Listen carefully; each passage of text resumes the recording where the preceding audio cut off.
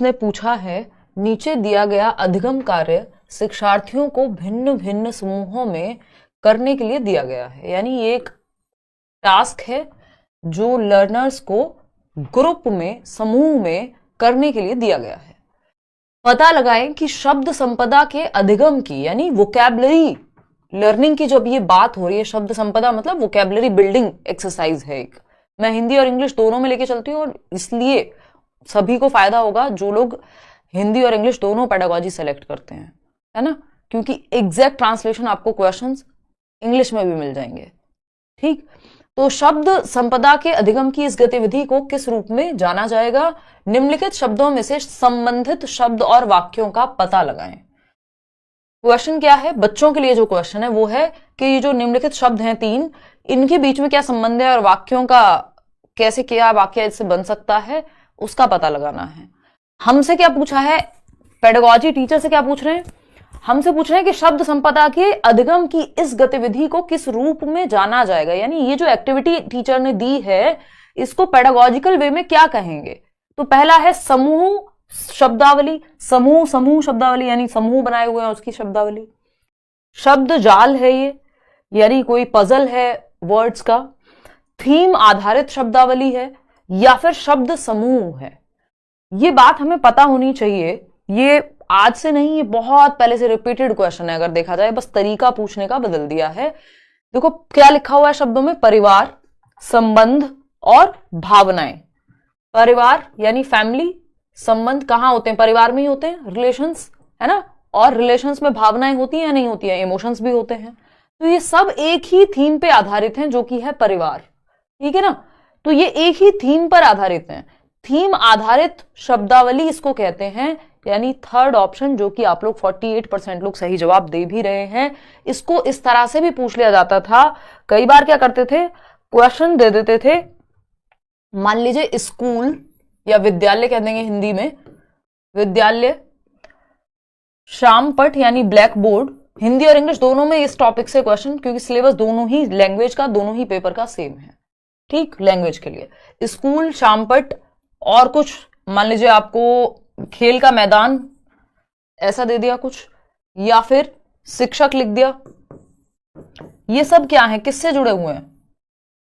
School के ही theme से जुड़े हुए हैं ना।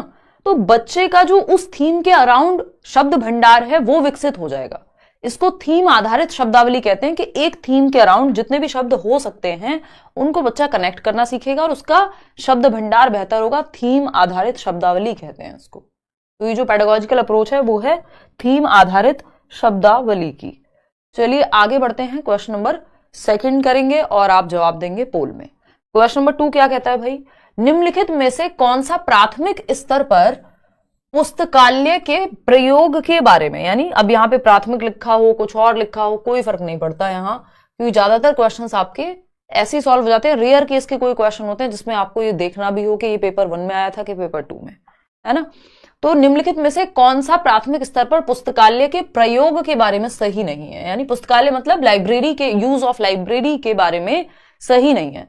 पुस्तकालय एक भंडार गृह के रूप में नहीं देखा जाना चाहिए, बल्कि, यानी हम इसको एक कोई स्टोरेज रूम की तरह नहीं देखें कि स्टोर रूम है जहां पे किताबें हमने स्टोर की हुई हैं, बल्कि कैसे देखें? पहला ऑप्शन है, और क्या लिखा हुआ ऊपर कि सही नहीं है। एक तो सही नहीं है, नहीं लिखा है तो वैसे ही ध्यान से, और दूसरा कि एक भंडार गृह के रूप में ना देखा जाए, इसको एक स्टोरेज रूम के रूप में या स्टोर रूम के रूप में ना देखा जाए।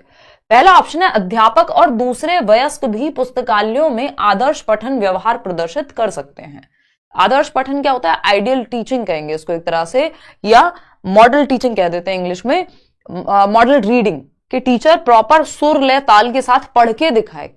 अध्यापक या कोई और अडल्ट लाइब्रेरियन या कोई भी हो सकता है, ये आदर्श पठन व्यवहार प्रदर्शित कर सकते हैं लाइब्रेरी में, इसमें कोई दिक्कत नहीं, कर सकते हैं। बच्चे को भी एक सिटिंग कॉर्नर टाइप का बन जाएगा, ठीक है।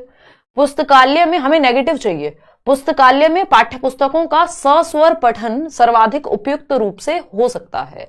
यानी जो लाइब्रेरी है सिर्फ वही जो टेक्स्ट बुक्स हैं आपकी, यानी पाठ्य पुस्तक हैं, उनका लाउड रीडिंग या जिसको हम सस्वर पठन कहते हैं, सुर लय ताल के साथ जो पूरा पठन है, चाहे कोई कविता है तो उसको गाकर पूरी उसकी जो राइम है रिदम के साथ, है ना, सुर लय ताल का प्रयोग करके उसका उपयुक्त सबसे बेहतर ये काम सिर्फ पुस्तकालय में होगा। क्यों? बच्चे गार्डन में भी कर सकते हैं, बच्चे घर पे भी कर सकते हैं, क्लासरूम में भी ये काम किया जा सकता है कि टीचर रिसाइट कर रही हो या एक कविता का वाचन कर रही हो, स्वर पठन करा रही हो।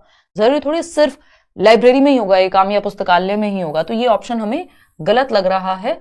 फिर भी हमें बाकी के दोनों ऑप्शंस पढ़ने पड़ेंगे क्योंकि इससे भी गलत कुछ हो सकता है।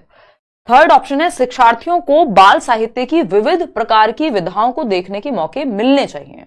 यानी बाल साहित्य जिसको हम कहते हैं चिल्ड्रंस लिटरेचर, है ना, बचपन में पढ़ते थे ना, तो अगर हम देखें बाल साहित्य की विविध प्रकार की विधाओं को देखने के मौके मिलने चाहिए कि भाई कोई कहानी है, कोई कविता है या कोई नाटक है, तो ये अलग अलग विधाएं हैं, ठीक है, इसमें कोई दिक्कत नहीं है। वो इस तरह की अलग अलग किताबें हो सकती हैं लाइब्रेरी में।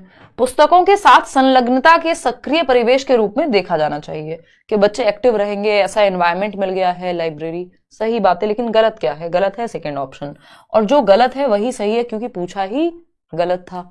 तो B option is the right answer, या टू सेकेंड जो ऑप्शन है वो आपका गलत है और यही सही है क्योंकि पूछा ही गलत है। क्वेश्चन नंबर 3 देखिएगा, साक्षरता अर्जित करने के लिए किसमें निपुणता यानी मास्टरी का होना जरूरी है?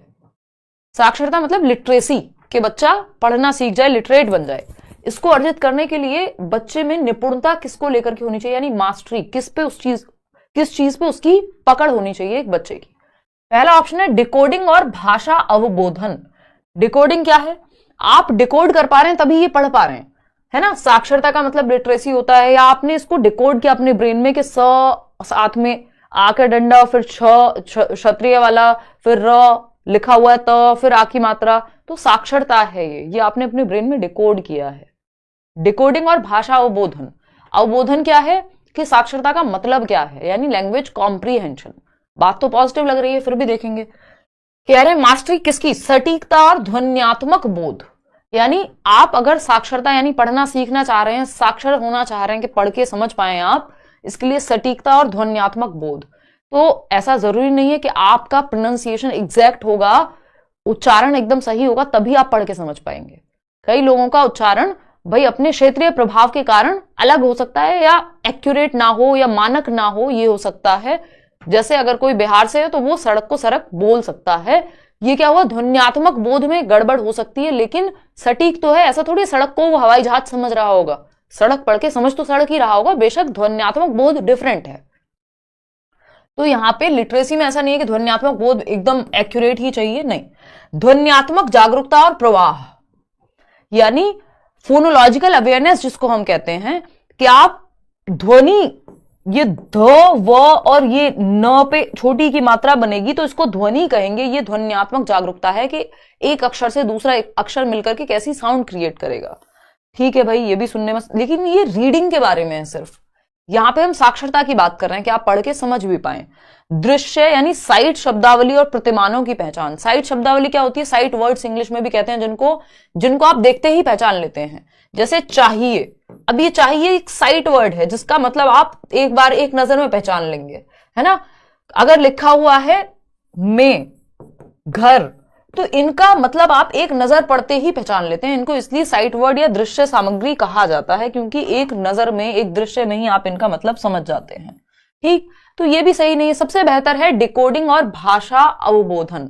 अगर आपको साक्षरता अर्जित करनी है, आपको लिटरेसी अर्जित करनी है, यानी आप पढ़ के समझ पाए, तो एक तो आपको चाहिए डिकोडिंग, कि जो लिखा हुआ है वो आप पढ़ के डिकोड कर पा रहे हैं कि इसको ऐसे पढ़ा जाएगा। या और दूसरी चीज क्या है? भाषा अवबोधन, जिसको लैंग्वेज कॉम्प्रीहेंशन कहते हैं, कि पढ़ के आप समझ भी पाए कि ये कहना क्या चाहता है क्वेश्चन।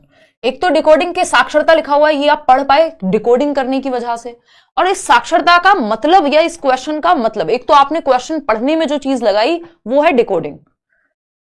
भाषा अवबोधन क्या है?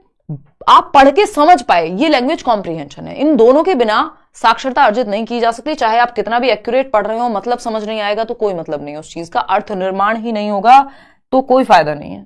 तो first option is the right answer. Question number 4 देखिएगा। क्वेश्चन नंबर 4 कहता है राष्ट्रीय पाठ्यचर्या की रूपरेखा द्वारा रेखांकित दक्षताओं को प्राप्त करने में प्रत्येक बच्चे की प्रतिभागिता को समर्थन देने वाले समावेशी, स्वागतीय और आनंददायी परिवेश सर्वाधिक उपयुक्त तरीके से कैसे सृजित किया जा सकता है। यानी एनसीएफ के अकॉर्डिंग हम एक ऐसा एनवायरमेंट जहां हर एक बच्चे का पार्टिसिपेशन हो, वो प्रतिभागिता अपनी मतलब शामिल हो अपने कोई भी एक्टिविटी अगर क्लासरूम में हो रही है तो। दूसरा, सबको इंक्लूड किया जा सके, चाहे कोई धीमे सीखता है, कोई तेज सीखता है, कोई देख सकता है, नहीं देख सकता है ना। सबको वेलकमिंग महसूस हो कि हम इस क्लास का हिस्सा हैं। आनंददायी परिवेश हो, यानी जहां बच्चे खेल खेल में खुशी खुशी में सीख रहे हैं। तो ऐसा परिवेश किस तरह से सृजित किया जा सकता है, निर्मित कैसे किया जा सकता है, बनाया कैसे जा सकता है, पहला क्वेश्चन। अब इसमें बस एनसीएफ का जिक्र किया गया है, आपको बच्चे की भलाई ही देखनी है, कोई फर्क नहीं पड़ता है एनसीएफ लिखा होता नहीं लिखा होता, जवाब वही रहता है ना। विकास के विभिन्न आयामों से बच्चों के कार्य का प्रदर्शन करके, विकास के विभिन्न आयाम कौन से होते हैं, पीसीएसई आपको बताया हुआ है, फिजिकल, कॉग्निटिव, सोशियो इमोशनल। अब इसलिए आपकी जो सीडीपी है, जो बाल विकास एवं शिक्षण शास्त्र है, वो महत्वपूर्ण है सभी सब्जेक्ट्स की पेडागोजी में। आपको पता है विकास के विभिन्न आयाम हैं, यानी आपका शारीरिक विकास, आपका मानसिक विकास, आपका सामाजिक व सामवेगिक यानी भावनात्मक विकास। तो बच्चे के विकास के सभी आयामों को यदि हम जोड़ करके ऐसे काम करने को देंगे उनमें जिसमें सारे आयाम जुड़ पा रहे हैं, जैसे जब वो कविता का वाचन कर रहे हैं एक तरह से, या कविता को सुर लय ताल के साथ गा रहे हैं मान लो, तो फिजिकल एक्टिविटी भी हो रही है ना। एक मछली पानी में गई है ना, छपैक, तो वो क्या है, मतलब फिजिकल एक्टिविटी भी कर रहे हैं, तो शरीर भी उनका इन्वॉल्व है, शारीरिक विकास भी, फिर उनको वो एंजॉय भी कर रहे हैं तो उनके इमोशंस भी इन्वॉल्व हैं। ग्रुप में कविता को एक साथ पढ़ रहे हैं या गा रहे हैं तो सामाजिक विकास भी इन्वॉल्व है और मानसिक विकास भी इन्वॉल्व है, क्योंकि वो भाषा भी सीख रहे हैं।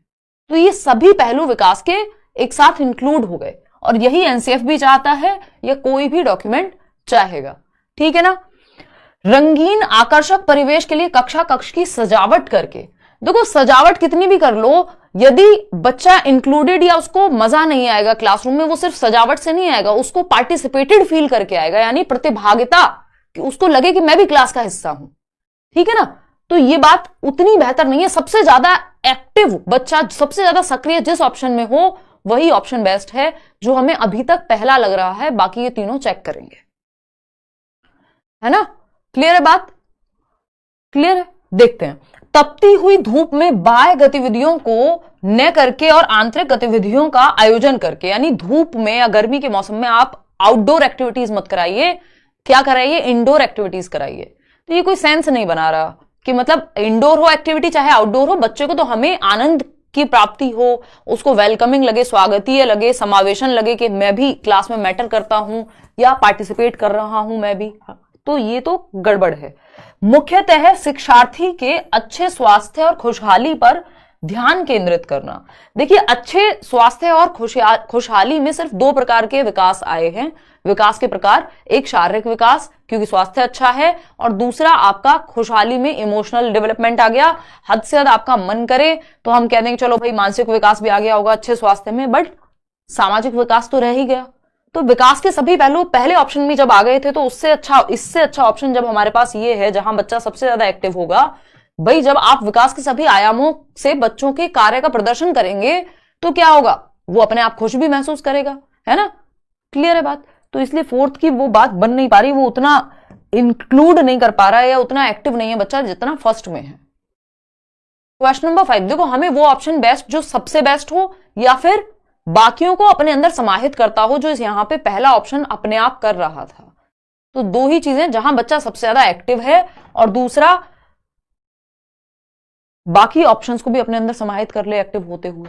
क्वेश्चन नंबर 5 देखिएगा, ये कहता है कौन सा उपागम या विधि शिक्षार्थी की जीवन की वास्तविक परिस्थितियों में भाषा प्रयोग के मुख्य लक्ष्य से संबंधित है। शिक्षार्थी की जीवन की वास्तविक परिस्थितियों में यानी रियल लाइफ में भाषा प्रयोग यानी लैंग्वेज का यूज उसकी रियल लाइफ में कहां पे सबसे ज्यादा आएगा, कौन सी भाषा के मेथड में आएगा, ये सब मैंने कराए हुए हैं। अगर प्रीवियसली आप पुराने वीडियोस देखेंगे तो इवन हिंदी की इस बार की मैराथन भी देखेंगे। प्रत्यक्ष विधि यानी डायरेक्ट मेथड में रियल लाइफ में वो यूज करता है डायरेक्ट मेथड को, या फिर श्रव्य भाषिक विधि, प्राकृतिक उपागम या संप्रेषणात्मक उपागम। फर्स्ट ऑप्शन 42% लोग दे रहे हैं जवाब में, जो कि एकदम गलत है ना। बहुत बढ़िया, प्रत्यक्ष विधि कह रहे हैं, शिखा भी प्रत्यक्ष कह रही है, ये कह रहे हैं बहुत सारे लोग। चलिए समझते हैं, कौन सा उपागम यानी विधि या मेथड शिक्षार्थी की जीवन की वास्तविक परिस्थितियों में भाषा प्रयोग के मुख्य लक्ष्य से संबंधित है। वास्तविक परिस्थितियों में, आपको पता है डायरेक्ट मेथड या प्रत्यक्ष विधि जो है, ये कोई वास्तविक जीवन की परिस्थितियों में भाषा प्रयोग से बहुत ज्यादा संबंधित ना होकर के, ये आपके जो टारगेट लैंग्वेज है, जो लक्ष्य भाषा है, जो स्कूल में जिस मीडियम में मान लो पढ़ाया जा रहा है, उसी मीडियम में आपको वही भाषा यूज करनी पड़ेगी। यानी इंग्लिश मीडियम स्कूल यदि है तो बच्चा सिर्फ इंग्लिश में बात करेगा, ये है प्रत्यक्ष विधि। ठीक है ना, ये वास्तविक परिस्थितियों में भाषा प्रयोग के मुख्य लक्ष्य से संबंधित नहीं है, मजबूरी है एक तरह की। यहां मातृभाषा का प्रयोग वर्जित है, यानी मदर टंग का यूज नहीं करेगा बच्चा, है ना। सिर्फ और सिर्फ संप्रेषणात्मक उपागम है यहां पर, जिसको कम्युनिकेटिव लैंग्वेज टीचिंग कह देते हैं, या कम्युनिकेशन अप्रोच कहेंगे, कम्युनिकेटिव अप्रोच कहेंगे इंग्लिश में। मैं इंग्लिश में इसलिए बता रही हूं क्योंकि ये सारे क्वेश्चंस इंग्लिश पेडागोजी से ही उठा लिए इन्होंने, सीधे के सीधे बस ट्रांसलेट कर दिए हैं, तो इसलिए थोड़ा सा आपको पता होना चाहिए। तो अगर हम यहां देखें तो एक सिंपल सी बात है कि संप्रेषणात्मक उपागम यानी संप्रेषण करके, संप्रेषण कहां होगा, कम्युनिकेशन कहां होती है, रियल लाइफ में। तो वास्तविक जीवन में, यानी बच्चा जब बातचीत कर रहा है, चाहे वो सब्जी लेने गया हो, चाहे वो कहीं भी, वो रियल जेन्युइन कन्वर्सेशन है वहां पे, यानी संप्रेषण है, बातचीत है जो वास्तविक जीवन में हो रही है।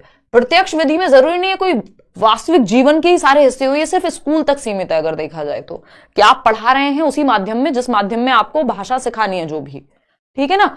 श्रव्य भाषिक विधि का यहां बनता ही नहीं है, क्योंकि ऑडियो लिंगुअल मेथड है कि आपने कुछ टर्म, इसको आर्मी मेथड भी कह देते हैं, कि आपने कुछ टर्म्स याद कर लिए किसी दूसरी भाषा के और उनसे ही आप अपना काम चला रहे हैं, यस सर नो सर करके।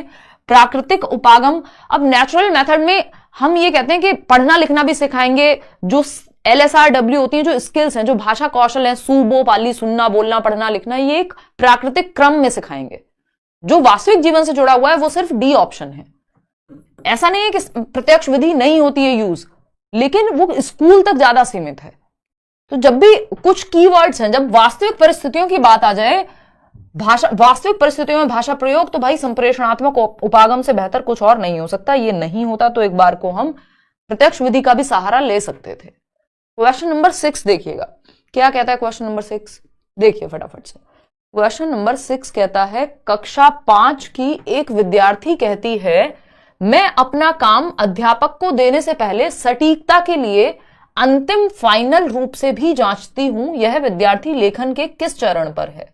5th क्लास की बच्ची है जो ये कह रही है कि जब मैं अपना काम मतलब जो भी मैंने होमवर्क किया है या जो भी मेरा काम है उसको मैं पहले जांचती हूं फाइनल, सटीकता के लिए कि उसमें कोई गलती ना हो, एक्यूरेसी है या नहीं है, एक्यूरेट हो मेरा काम, गलतियां कम से कम हो, चाहे वो स्पेलिंग मिस्टेक हो या कोई भी किसी भी तरह की मिस्टेक हो, तो एक्यूरेसी के लिए फाइनल जांचती हूं, खुद से जांचती हूं, टीचर से नहीं, टीचर को देने से पहले, ठीक है ना, पढ़ने से पहले कि देख लिया आपने सही है नहीं। जब आप पेपर करने जाते हैं तो आप एक बार चेक कर लेते हैं, हाँ सब सही से लिखा है कि नहीं, ठीक है ना। मोए मोए हो गया, कोई बात नहीं अंशु, अभी होगा मोए मोए, कुछ दिन में समझ में आने लगेंगी चीजें कि किस तरह से पकड़ना है आंसर को।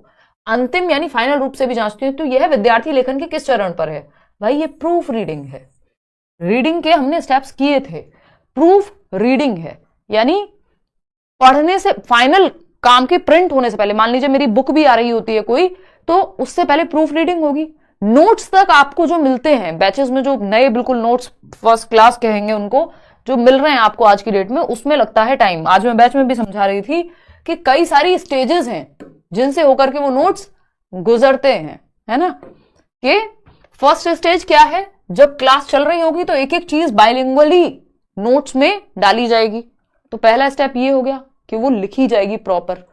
फिर सेकंड स्टेप पे वो टाइपिंग के लिए जाएंगे, है ना, टाइप्ड होकर के जब वो आ गए, थर्ड स्टेप में टाइप होकर के आ गए, जब ये आ गए तो अब होगी प्रूफ रीडिंग, कि कहीं आप इन्होंने कुछ मिस्टेक कर दी हो, टीम ने कुछ गलती रही हो, जो कि निकलती है बहुत सारी गलतियां, है ना, कोई स्पेलिंग मिस्टेक है, कहीं कोई चीज गलत लिख दी है, तो ये प्रूफ रीडिंग होगी आपको फाइनल देने से पहले। ताकि सटीकता को जांचा जा सके। और ये प्रूफ रीडिंग अगर ठीक नहीं निकला उसमें तो प्रूफ रीड करके फाइनल करेक्शन के लिए भेजा जाएगा, फिर वहां से सामने से आएगा। तो ये कई स्टेजेस में जाके नोट्स जो आपको आसानी से मिल जाते हैं कि पूरे चैप्टर का आपको 5 पेज में नोट्स मिल गए अच्छे से, उसमें समय लगता है। तो प्रूफ रीडिंग एक्यूरेसी के लिए की जाती है कि सटीकता बनी रहे। सहपाठी मूल्यांकन होता है पीयर असेसमेंट के, बच्चे आपस में एक दूसरे की कॉपी को जांच रहे हैं खुद से ही, है ना। प्रारूपण होता था, ड्राफ्ट बनाया आपने कि आप ऐसा कुछ लिखेंगे। पुनः प्रारूपण, रीड्राफ्ट कर रहे हैं अगर कुछ गलती रह गई उस ड्राफ्ट में तो, ठीक। तो ये प्रूफ रीडिंग है, सिंपल। क्वेश्चन नंबर 7 देखिएगा और जवाब दीजिएगा। क्वेश्चन नंबर 7 कहता है कक्षा 3 की अध्यापिका अपनी कक्षा में पठन कोना सृजित करना चाहती है, यानी एक रीडिंग कॉर्नर बनाना चाहती हैं। बच्चों के लिए पुस्तकों का चयन करते समय निम्नलिखित में से किस प्रश्न को सबसे अधिक महत्वपूर्ण माना जाना चाहिए। यानी वो एक रीडिंग कॉर्नर, एक क्लास में एक रीडिंग कॉर्नर हो जहां बच्चे बैठ करके पढ़ सकें या उनको कोई कहानी सुनाई जा सके, पढ़ी जा सके उनके साथ। तो इसके लिए सबसे उपयुक्त तो या महत्वपूर्ण बात क्या है? पहला ऑप्शन है, क्या पुस्तकें तीसरी कक्षा की पठन पाठ्यचर्या के लक्ष्य को संबोधित करने में मदद करेंगी। यानी जो रीडिंग करिकुलम है या सिलेबस है उसका जो टारगेट है वो पूरा होगा उन किताबों से। जबकि रीडिंग कॉर्नर हमेशा टारगेट या सिलेबस पूरा करने के लिए नहीं, कई बार बच्चा लैंग्वेज को एंजॉय कर पाए, उसको समझने में मजा आए भाषा को, इसलिए भी होता है। तो ये गलत लक्ष्य है। क्या ये पुस्तकें एक से अधिक निर्देशात्मक प्रसंग में प्रयोग के लिए उपयुक्त हैं? कि आप ये जांचेंगे कि एक से अधिक जो इंस्ट्रक्शन है या सब्जेक्ट्स में काम आ जाएंगे या नहीं, ये भी सेंसलेस बात हो जाती है। क्या इन पुस्तकों के लेखक जाने माने हैं, बाल साहित्य के माननीय लेखक हैं, यानी नोन राइटर्स होने चाहिए, और बाल साहित्य की जो चिल्ड्रंस लिटरेचर है उसके इंपॉर्टेंट लेखक हैं। तो क्या सिर्फ इंपॉर्टेंट लेखक ही अगर हम पढ़ाएंगे तो बाकी लेखक कुछ अच्छा नहीं लिख रहे होंगे? तो ये भी उतना अच्छा नहीं है। इन्होंने गलती से या जो भी रहा है आंसर की में इसको ले लिया है, लेकिन ये सही उत्तर नहीं है बिल्कुल भी, ठीक है ना। ये लगाना भी नहीं है हमें, क्योंकि इस बार गलती मान लो हो भी गई, अगली बार नहीं होगी। क्योंकि फोर्थ ऑप्शन इससे कहीं बेहतर है। क्या पुस्तकें कक्षा के अधिकांश विद्यार्थियों के स्वतंत्र पठन स्तर के अनुसार लिखी गई हैं, कि वो खुद से जब रीडिंग कॉर्नर में पढ़ने बैठेंगे तो वो समझ भी पाएंगे, उनके लेवल के अनुसार हैं वो या नहीं है। यही सबसे ज्यादा जरूरी है, बजाय कि वो बहुत ही फेमस राइटर्स की बुक्स हैं कि नहीं। तो फोर्थ ऑप्शन सही है। क्वेश्चन नंबर 8 देखिएगा। ये क्या कहता है भाई, एक अध्यापिका कक्षा 2 के विद्यार्थियों के लिए विविध प्रकार की शिक्षण अधिगम सामग्री जुटाना चाह रही है। निम्नलिखित में से कौन सा मानदंड टीएलएम के चयन के लिए सही नहीं है? टीएलएम बोले तो टीचिंग लर्निंग मटेरियल, जो भी चार्ट, जो भी मॉडल, जो भी क्लासरूम में टीचर लेकर के आता है, ठीक है। शिक्षण सहायक सामग्री कहते हैं जिसको हम, टीएलएम, टीचिंग लर्निंग मटेरियल। चयनित सामग्री अभी मानते हैं स्थानीय रूप से निर्मित या स्थानीय रूप से उपलब्ध हो, जिसे आसानी से बदला जा सके। तो बदला जा सके, इजीली अवेलेबल हो, हाँ ठीक है। चयनित सामग्री सिर्फ बच्चों द्वारा बनाई गई होनी चाहिए और फिसलन को बचाने के लिए कुछ खुरदरी होनी चाहिए। मतलब सामग्री पे क्या मतलब, चलना थोड़ी होता है कि अगर चार्ट बना के लाया टीचर, या फिर कोई मॉडल है, या फिर कुछ और कोई आपके जो कार्ड्स होते हैं वो उस तरह के आपके कार्ड्स हैं, या फिर अलग अलग तरह की चीजें हो सकती हैं इसमें। तो क्या उन पे चलना थोड़ी होता है भाई। चार्ट अगर टीचर स्कूल में ला करके या क्लासरूम में टांग करके आपको कुछ समझा रहा है टीचिंग लर्निंग मटेरियल के रूप में, तो उसका चिकने होने से क्या दिक्कत है? खुरदरा होना, ये एक बार को ब्रेल लिपि के बारे में कुछ कह रहे होते, कुछ दृष्टि बाधित बच्चों के बारे में बात हो रही होती तो हम मान भी लेते। तो ऐसा नहीं है कि चयनित सामग्री जो है वो सिर्फ बच्चों द्वारा बनाई गई होनी चाहिए। भाई टीचर ही लाता है जनरली। अगर देखें तो हम अपनी टीचिंग लर्निंग मटेरियल, ये पीपीटी आपसे थोड़ी बनवाई है मैं ही लेके आई हूं ना। तो ये ऐसा नहीं है कि सिर्फ बच्चों द्वारा बनाई गई होनी चाहिए, बच्चे भी इन्वॉल्व हो सकते हैं कभी चाहें तो, लेकिन जरूरी नहीं है। चयनित सामग्री इस आयु समूह के बच्चों के प्रयोग के लिए आकर्षक और सुरक्षित होनी चाहिए। कि ऐसा नहीं है कि बच्चों को वो खतरा ना हो उससे, कि आप कोई कुछ लेकर के गए इस तरह का, उससे करंट लग गया बच्चे को, तो वो सामग्री अच्छी नहीं है। फिर दूसरा, जो चयनित सामग्री आप लेके गए हैं, जो शिक्षण सहायक सामग्री आप लेके गए क्लास में, वो बच्चों की एज के एप्रोप्रिएट होनी चाहिए, एज एप्रोप्रिएट होनी चाहिए, आयु समूह के अनुरूप होनी चाहिए। दूसरी क्लास के बच्चे को आप 10वीं क्लास के लेवल की सामग्री नहीं लेकर के जाएंगे।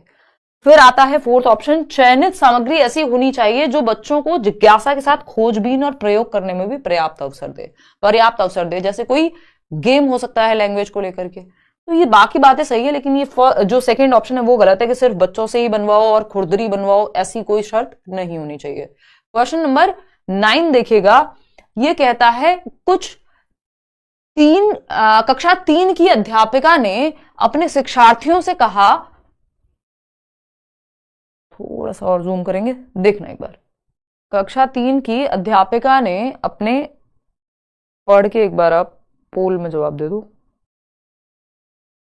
हाँ, देखना। तो कक्षा 3 की अध्यापिका है, यानी क्लास 3 की टीचर हैं, अपने शिक्षार्थियों से कहा कि वे अपने सहपाठियों से सकना शब्द के प्रयोग की योग्यता से संबंधित 5 प्रश्न पूछें, जैसे कि क्या तुम तैर सकते हो, सकना है ना, क्या तुम खा सकते हो, यानी 5 शब्द पूछने जिसमें सकना वर्ड यूज हुआ हो, है ना। गतिविधि का यह प्रकार किस लिए है, ये इस तरह की एक्टिविटी क्यों कराई जा रही है, सिंपल क्वेश्चन ये है। फटाफट से बताओ आप लोग पोल में जवाब दे करके। थर्ड ऑप्शन कह रहे हैं कितने लोग, 35% लोग। स्वच्छंद बोलना, निष्क्रिय यानी इंडिपेंडेंटली बोल पाए ताकि बच्चे, निष्क्रिय श्रवण यानी पैसिव लिसनिंग है, तो बच्चे तो एक्टिव हैं, इसमें पैसिव कहाँ है, और खुद से स्वतंत्र रूप से बोल पाए, सिर्फ बोलना है इसमें, या वो सेंटेंस भी बना पाए, तो ये भी गलत हो जाएगा। मौखिक प्रवाह अभ्यास, यानी वो बोल पाए, प्रवाह का अभ्यास हो पाए, जो राइमिंग वर्ड्स हैं उस तरह के शब्द वो और बना पाए, उस तरह के वाक्य वो और बना पाए। सकना से क्या तुम तैर सकते हो, क्या तुम खा सकते हो, क्या तुम जा सकते हो, तो ये जो मौखिक प्रवाह है उनका, यानी जो उनकी ये फ्लुएंसी है बोलने में, वो क्रिएट हो पाए, ओरल फ्लुएंसी का अभ्यास हो पाए उनको, उस तरह के शब्द, वो उनका जो उच्चारण है वो भी क्लियर होगा उस चीज से, और नया शब्द भंडार भी वो बना पाएंगे, नए वाक्य वो निर्माण कर पाएंगे अगर मैं कहूं तो नियंत्रित मौखिक अभ्यास नहीं है, ये प्रवाह वाला अभ्यास है जिसमें एक रिदम बने, ऐसा नहीं है सिर्फ कंट्रोल करने की कोशिश हो रही है यहां पे। क्लियर है, आगे बढ़े। क्वेश्चन नंबर 10 देखिएगा, क्वेश्चन नंबर 10 देखिए और जवाब दीजिए फटाफट से, जल्दी से जवाब दो।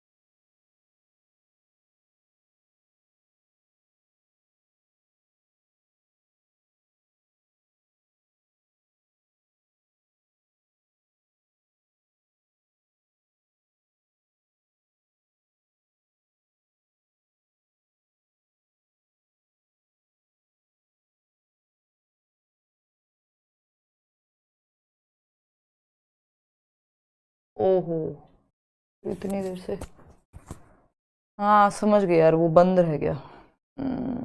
कोई नहीं, देखो एक बार इससे पहले वाला क्वेश्चन देख लेते हैं, पूरा क्वेश्चन निकल गया है ना, रामायण खत्म हो गई, पूछा जा रहा है। सीता जी कौन थी? देखो एक बार क्वेश्चन नंबर 10 एक बार फिर से देख लेते हैं। साक्षरता, शिक्षण, उपागम, अक्षर और ध्वनि के बीच में संबंध की जब भी बात होगी वो फोनोलॉजिकल अवेयरनेस को दर्शाएगा, ध्वनि विज्ञान निर्देश को दर्शाएगा कि क और ख मिलके कुछ नहीं बनेगा, क और र मिलकर के कर बन जाएगा, घ और र मिलकर के जो ये साथ में आए तो ये घर बना। यानी ध्वन्यात्मक जागरूकता ही अफेक्ट होती है आपकी डिस्लेक्सिया में भी, जो हम सीडीपी में भी डिस्कस कर रहे थे, ठीक है ना। तो अक्षर और ध्वनि की जब भी बात होगी मिला के पढ़ने की तो वो ध्वन्यात्मक जागरूकता या ध्वन्यात्मक निर्देश की बात होगी, ठीक है ना। क्वेश्चन नंबर 11 देख लो आप फटाफट से। निम्नलिखित में से कौन सा व्याकरण शिक्षण को प्रभावशाली तरीके से पढ़ाने के बारे में सही नहीं है? नॉट लिखा हुआ है। ग्रामर टीचिंग किस तरह से ना करें। देखो बच्चे को एक्टिव रखना जरूरी है, ठीक है ना, चाहे ग्रामर हो चाहे कुछ भी हो। संप्रेषण के अभ्यास के अवसर देना, यानी संप्रेषण मतलब कम्युनिकेशन के मौके देना। बात तो ठीक है, ये तो सही तरीका है, क्या दिक्कत है? कम्युनिकेशन के माध्यम से सीख जाएगा बच्चा। भाषा हो, भाषा के नियम हो, जिसको व्याकरण कहते हैं हम, व्याकरण को उसके नियम कंठस्थ करके सीखना, तो ये सबसे खराब तरीका है। जहां बच्चा रोट लर्निंग या रटंत विद्या चलंत नहीं, तो जहां भी वो रट रहा हो बच्चा यहां निष्क्रिय है। कंठस्थ है ना, रट्टे लगा लो किसी चीज के, ये एकदम खराब तरीका है। कंठस्थ करके सीखना खराब तरीका है। व्याकरण को संदर्भ में सिखाया जाना चाहिए, एक्टिवली सक्रिय रूप से सिखाया जाना चाहिए। वास्तविक संप्रेषण प्रस्तुत करना, यानी रियल कम्युनिकेशन, वास्तविक परिस्थितियों में, बिल्कुल सही है। उसके माध्यम से बच्चा सीख जाएगा कि जब वो बात कर रहा है कि अच्छा ये मेरी फ्रेंड है, मान लो नैना नाम है मेरी फ्रेंड का, तो ये जो नाम है, ये जो नैना है, संज्ञा है, ये वो बातचीत में भी सीख सकता है व्याकरण। वही है वास्तविक संप्रेषण। व्याकरण के प्रासंगिक नियम प्रस्तुत करना, यही हम बात कर रहे थे। व्याकरण को संदर्भ में सिखाना या इसी को प्रासंग में कहते हैं, प्रसंग में सिखाना, यानी प्रासंगिक कॉन्टेक्स्ट में सिखाना, कि जब एक कहानी चल रही है उस कहानी में बता दिया ये जितने भी कैरेक्टर्स हैं इनके जो नाम हैं उनको हम संज्ञा कहते हैं।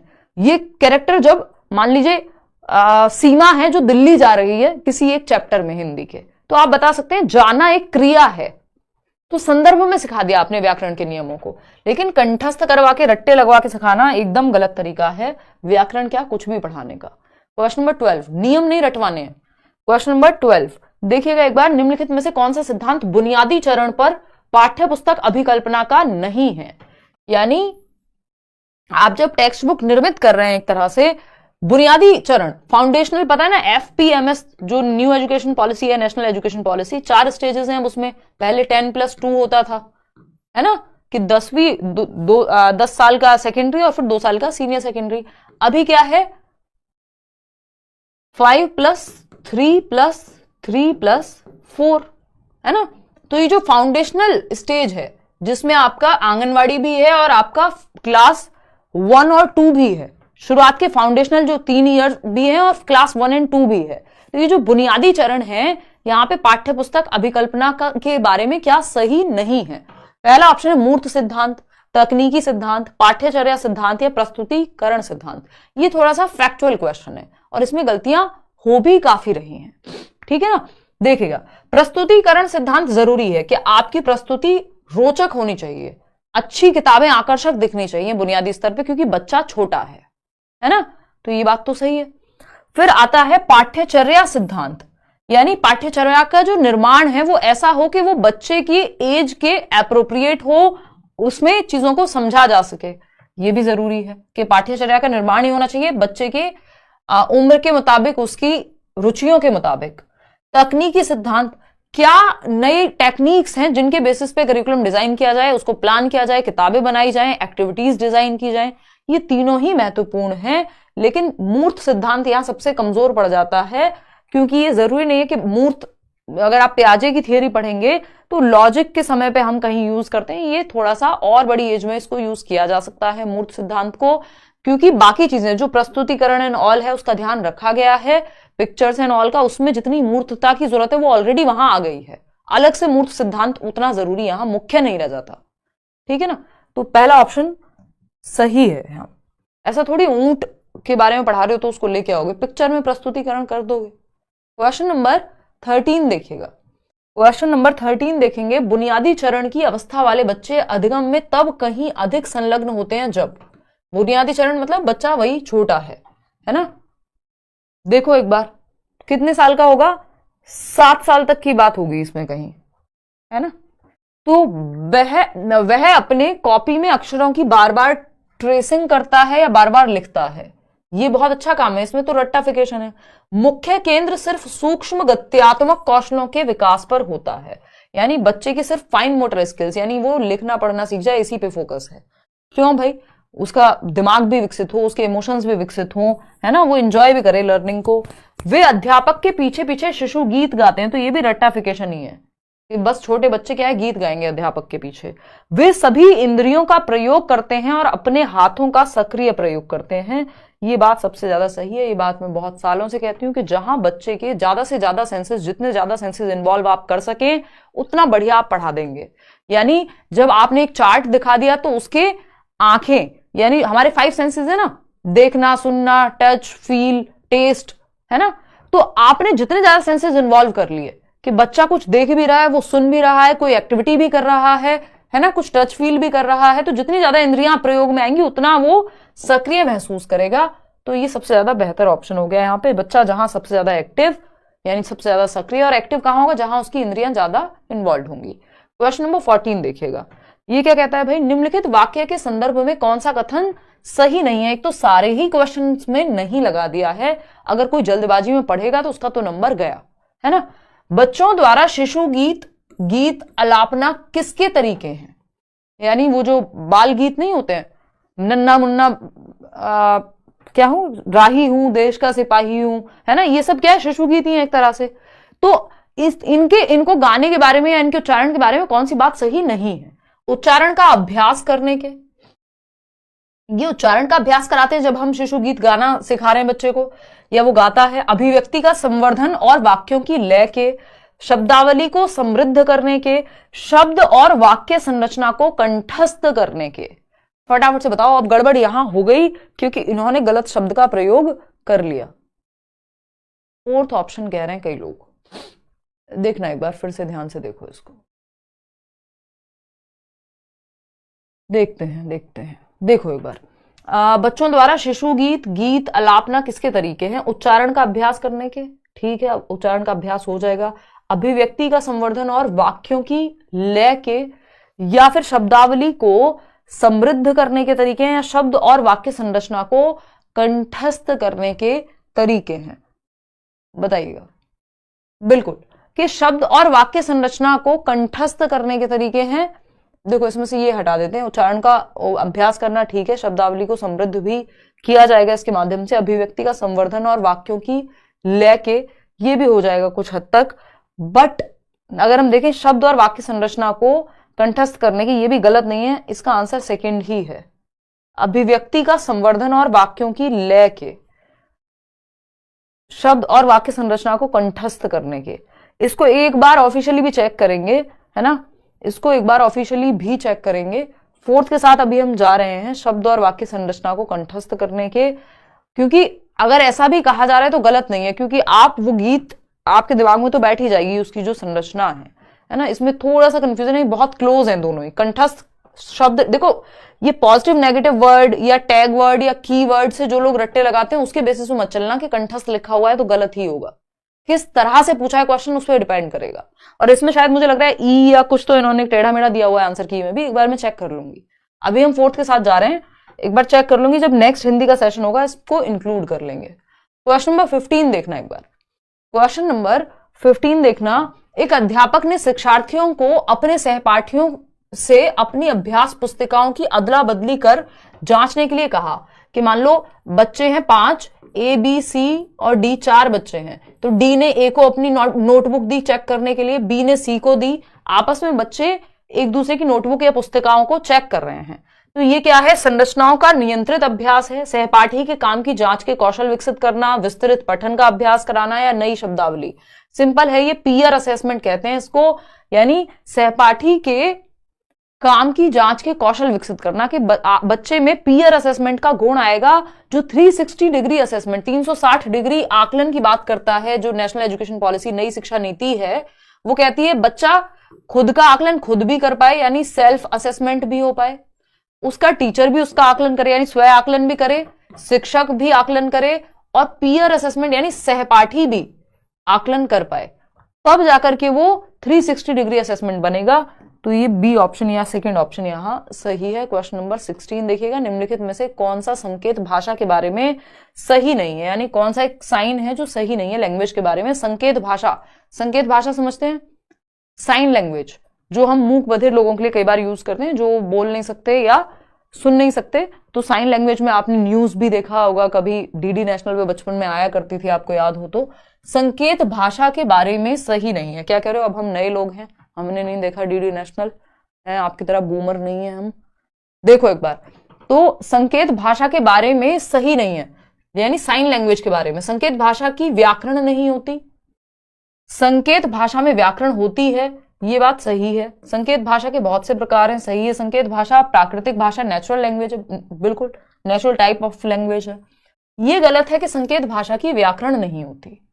व्याकरण वहां भी है, बस लिखित और मौखिक भाषा से थोड़ी सी भिन्न होती है। जो ग्रामर है साइन लैंग्वेज की, है ना, साइन लैंग्वेज में भी व्याकरण है।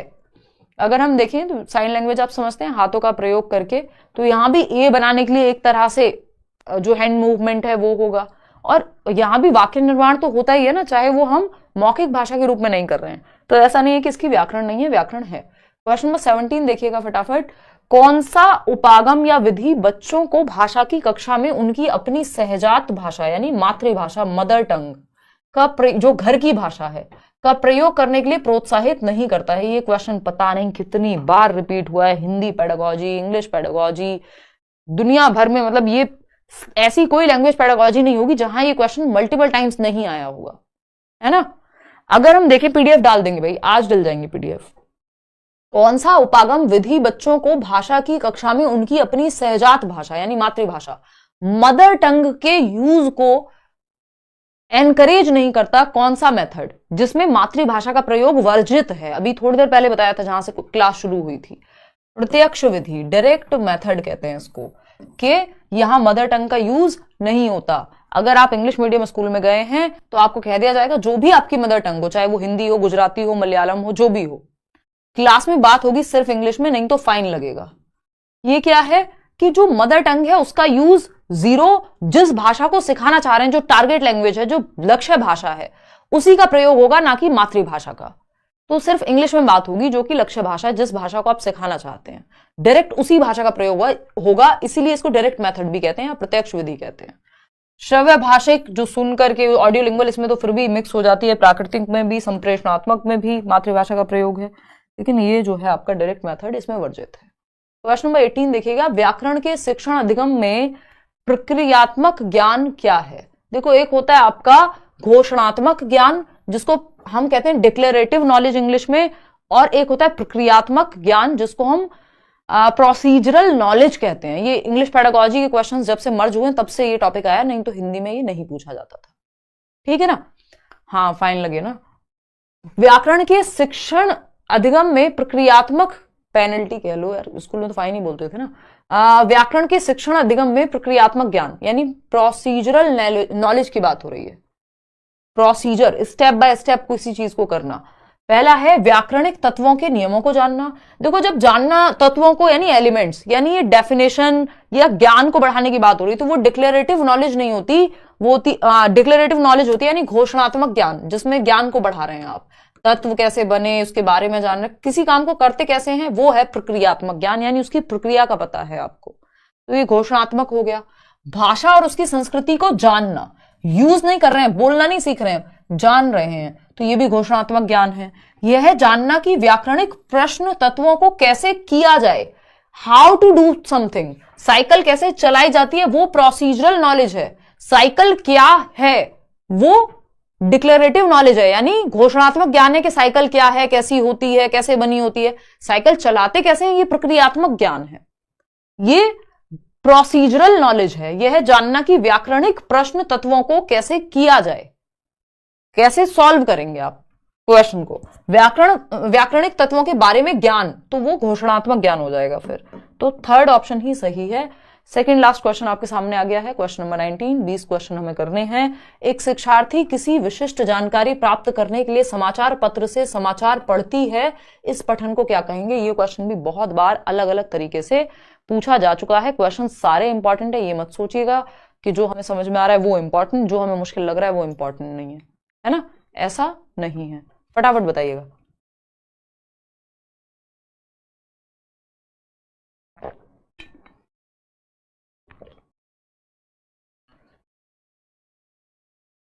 क्वेश्चंस ही नहीं दिख रहे, ऐसा कैसे हो सकता है कि क्वेश्चंस ना दिखे? हमें क्यों दिख रहे हैं?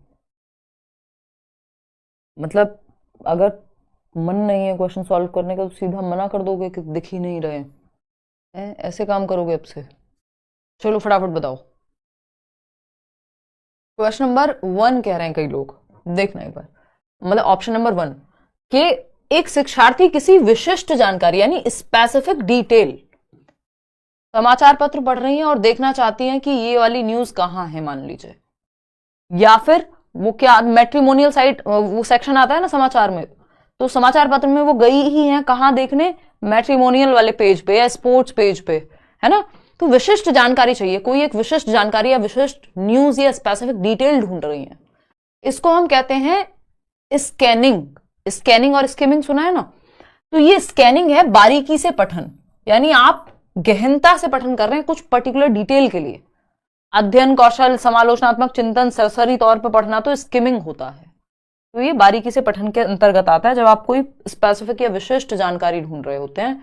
आज के लिए आखिरी सवाल है, इस तरह के क्वेश्चन भी बहुत बार पूछे जा चुके हैं, पूछे जाते रहेंगे, आप फटाफट से इसका जवाब दीजिए। क्वेश्चन नंबर 20 देखिए, कक्षा 6 की शिक्षार्थी श्रेया अपने पिता के स्थानांतरण के कारण पंजाब के जालंधर से तमिलनाडु के मदुरई जाती है। ध्यान से पढ़ना, कक्षा 6 की बच्ची है श्रेया, अपने पिता के ट्रांसफर की वजह से, स्थानांतरण की वजह से पंजाब के जालंधर से, तो वो पंजाब से कहां जा रही हैं? पंजाब से जा रही हैं तमिलनाडु, TN लिख देते हैं, ठीक है। मदुरई गई, वह मातृभाषा के कारण पंजाबी जानती हैं, तो बच्ची की मातृभाषा क्या है? मदर टंग पंजाबी, पंजाब से गई है ना, और मातृभाषा मदर टंग है पंजाबी, ठीक है। और विद्यालय में द्वितीय भाषा के रूप में अंग्रेजी भी जानती हैं, यानी सेकंड लैंग्वेज के रूप में इंग्लिश भी पढ़ी है, ठीक है। उसने अपने पड़ोसियों की मदद से तमिल बोलना और पढ़ना सीख लिया है, उसके द्वारा जानी गई भाषाओं के संदर्भ में कौन सा कथन सही है? थर्ड ऑप्शन कई लोग कह रहे हैं, फटाफट से बताना। बहुत बढ़िया, कोई कह रहा है स्किमिंग वाले कौन थे? नॉट परचेज दिखा रहा है, व्हाट्सएप भी पे भी मैसेज किया है, कोई रिस्पांस नहीं। मुझे मेल कर दो अगर ऐसा है कि आपने बैच लिया और बैच चलने में दिक्कत हो रही है कुछ। व्हाट्सएप पे वैसे ये क्वेरी रिजॉल्व हो जानी चाहिए। एक बार माय कोर्स सेक्शन में देखना, एक बार रिफ्रेश करके अपडेट करके माय कोर्स सेक्शन में दिखेगा, आपने अगर वेबसाइट से परचेज किया है तो ऐप में भी दिखता है कोर्स, बशर्ते आपके पास आईफोन ना हो, आईफोन में दिक्कत हो रही है ऐप चलने में, है ना, ठीक है नसीबा। चलिए, करियर विल ऐप की बात हो रही है, कहीं और तीसरी जगह मत पहुंच जाना, फटाफट बताओ। थर्ड ऑप्शन 63% लोग कह रहे हैं, देखते हैं थर्ड ऑप्शन क्या है। पंजाबी और तमिल भाषा अर्जन है और अंग्रेजी भाषा अधिगम के अंतर्गत आएगी। चलो ठीक है, अंग्रेजी भाषा अर्जन तो हो ही नहीं सकती क्योंकि ये तो सेकंड लैंग्वेज की तरह सीखी, स्कूल में सीखी है, और तमिल व अंग्रेजी भाषा अधिगम के अंतर्गत आएगी। सभी तीन भाषाएं पंजाबी नहीं, तीनों कैसे आ जाएंगी? पंजाबी तो मदर टंग है, मातृभाषा है, अर्जित हुई है, वो तो अर्जित की है, बटोरी है अपने वातावरण से। अधिगम में क्या है? आप प्रॉपर लैंग्वेज को, उसका व्याकरण सीख रहे हैं, उसको डेली बेसिस पे उसको फॉर्मली सीख रहे हैं, जबकि यहां फॉर्मली नहीं सीखी। तमिल भाषा अर्जन और अंग्रेजी तथा पंजाबी भाषा अधिगम के अंतर्गत आएंगी, बिल्कुल भी नहीं, क्योंकि पंजाबी तो मदर टंग थी, तो सेंस ही नहीं बनता कि पंजाबी को भी अर्जन के अंतर्गत लाएं। पंजाबी और तमिल अर्जन है। अब आप कहेंगे भाई अपने साथियों के माध्यम से, अपने पड़ोसियों के माध्यम से तमिल भाषा बोलना और पढ़ना सीख लिया है। देखो, फॉर्मल सेटिंग में औपचारिक रूप से नहीं सीखा है।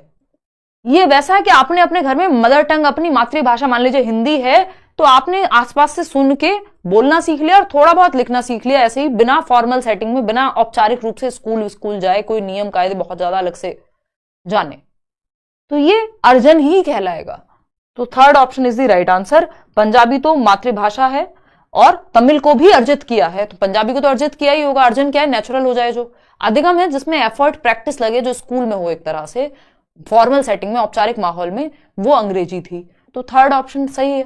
आउट ऑफ 20 क्वेश्चंस कितने ठीक हुए, इसका पीडीएफ विद आंसर्स आज रात को टेलीग्राम चैनल पे आपको मिल जाएगा, नहीं तो कल सुबह तक मिल ही जाएगा। ये सेशन कैसा लगा आपको कमेंट करके बता दो एक बार, कमेंट मत करो, पोल में दे दो एक बार। आलसी जीव, लाओ दिखाओ, बहुत जल्दी रहती है लैपटॉप बंद करने की।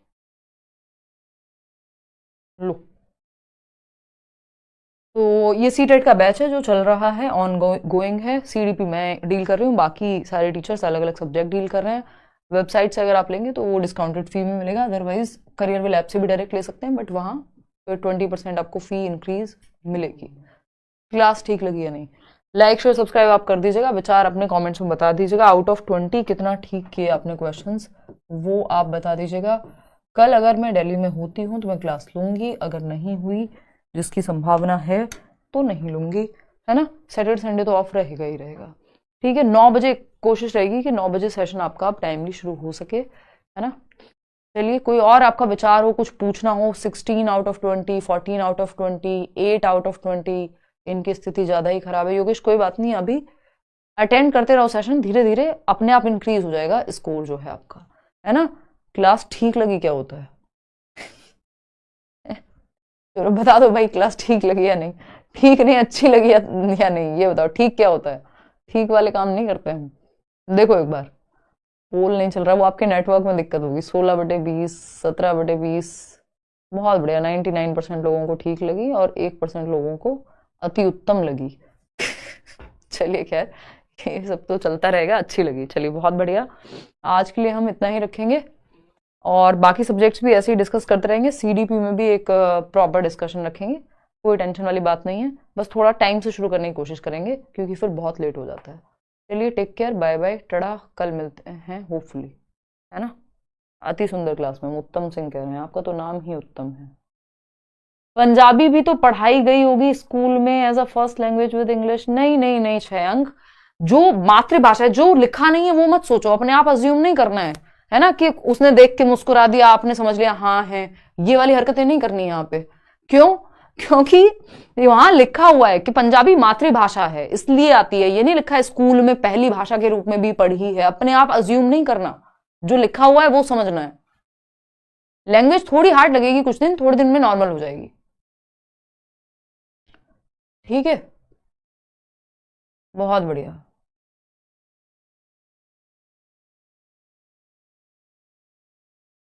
कौन सी ऐप से बैच ज्वाइन करना? करियर विल ऐप है जी। चलिए टेक केयर, बाय बाय, मिलते हैं।